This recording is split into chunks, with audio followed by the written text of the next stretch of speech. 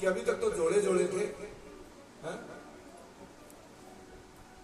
हमारे पुजारी जी की, हाँ, अरे पहले तो जोड़े जोड़े पहनते थे, आजकल फिटिंग वाले पहनते हैं। वो तो राधे है ना।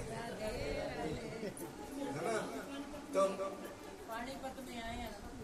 हाँ हाँ,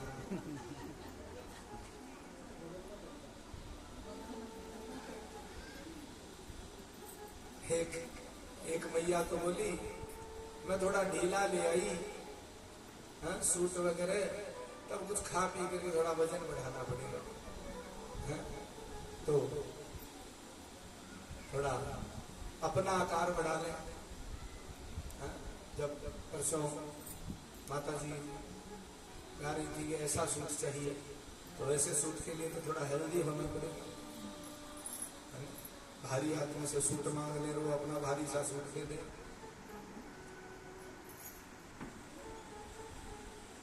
भगवान ने अपने वस्त्रों को ठीक करवाया। इतने में कुछ मालियों ने देखा, वो सुंदर सुंदर मालाएं बना करके प्रभु का श्रृंगार करते हैं, माला पहना करके। और यहाँ नाम दिया है माली का, ततः सुदामनो भवनम मालाकार जगमतु। एक श्री दामा वृंदावन में है, एक सुदामा मथुरा जी में है, भगवान के भक्त जो उनके लिए माला बना के लाते हैं।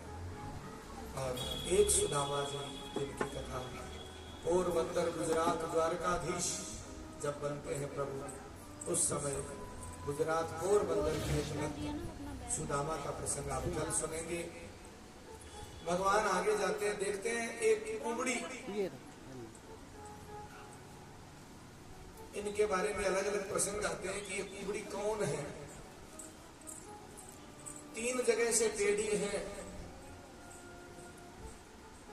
पुराणों में प्रसंग आता है ये पूतना ही है जिनका उद्धार हुआ, क्योंकि पहले तो वो राजा बलि की पुत्री थी और भगवान की बड़ी प्रेमी थी कि ऐसा हमें मिले।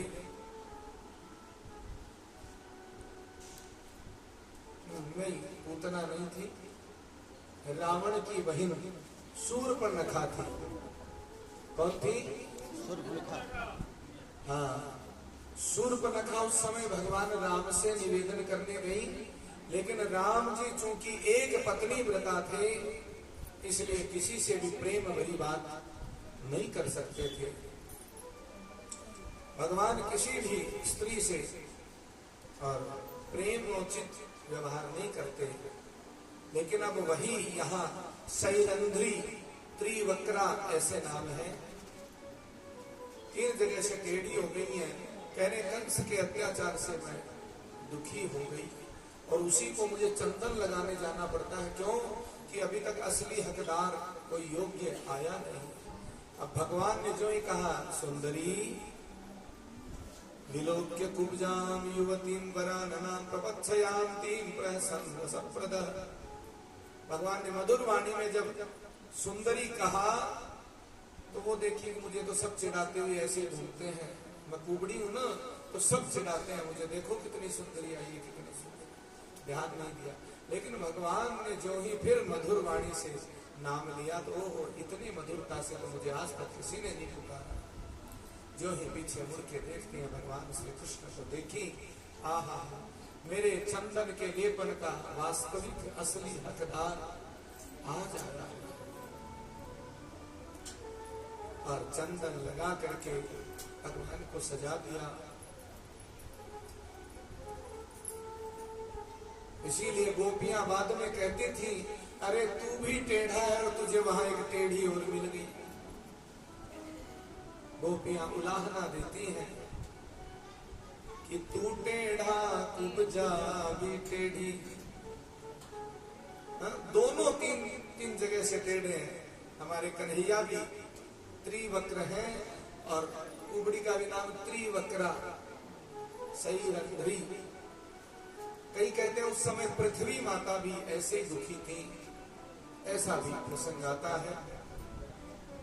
भगवान ने मुकुंद स्पर्शनाथ सद्यो बभूव प्रमदोत्तमा, भगवान ने कहा आज से मैं वास्तव में आपको सुंदरी बना दूंगा। शूर्पणखा भी कोई कम सुंदरी नहीं थी, सुंदरी बहुत थी। बस उस समय वासना थी, अब उपासना है।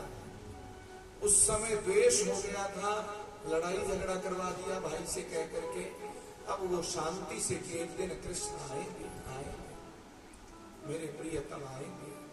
और आज भगवान ने अपने पैर का अंगूठा त्रिवक्रा के पैर पे रखा और अपने हाथ का अंगूठा उसकी ठोड़ी पे लगाया और एक झटका दिया, वो एकदम सीधी सर्वांग सुंदर हो गई। बोलिए भक्तवत्सल भगवान की जय। कहा देवी एक दिन आपके पास भी आऊंगा, अभी कुछ काम बाकी। सभी को भगवान आश्वासन देते जा रहे हैं। पहले गोपियों को दिया कि एक दिन आऊंगा, अक्रूर जी को दिया आऊंगा, अब त्रिवक्रा को कह रहे हैं आऊंगा। और कहते कहते प्रभु सारे नगर में भ्रमण करते हैं, सब गोप ग्वाल बाल, कोई झरोखे से रानियां वहां के जनवासी सब भगवान को देखते हैं।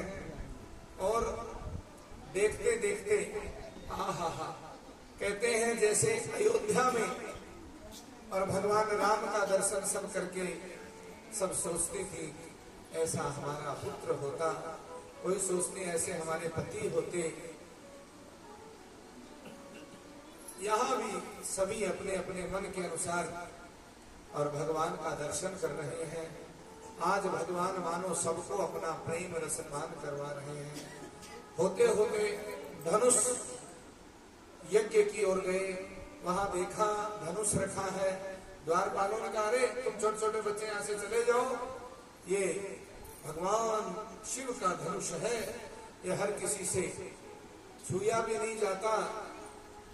और देखते ही देखते भगवान ने कहा अच्छा देखते हैं। और बाएं हाथ से सुखदेव जी कहते हैं करेण वामेन सलीलमुद्धृतं सज्जन चकृत्वा निमिषेण पश्यताम् नृणां विकृष्य प्रावबन्ध मध्यतो यथेक्षुदण्डं मदकर्युरुक्रमः। भगवान ने देखते देखते बाएं हाथ से उठाया, दाहिने से प्रत्यंचा चढ़ाई और जैसे भगवान श्री राम ने प्रत्यंचा चढ़ाई ऐसे धड़ाम से वो और गन्ने की डंडी की तरह उसको तोड़ दिया। अब तो हाहाकार मचा उसकी टंकार से और मानो सोता हुआ कंस भी अपने बिस्तर से धड़ाम से नीचे पड़ा, कृष्ण कृष्ण कृष्ण करने लगा। भगवान मानो कह रहे हैं दूतों जाओ कह दो जाकर के जिसको तू रात दिन ध्यान कर रहा है वो आ गया। अब तो कंस ने और दो प्रकार की व्यूह रचना की।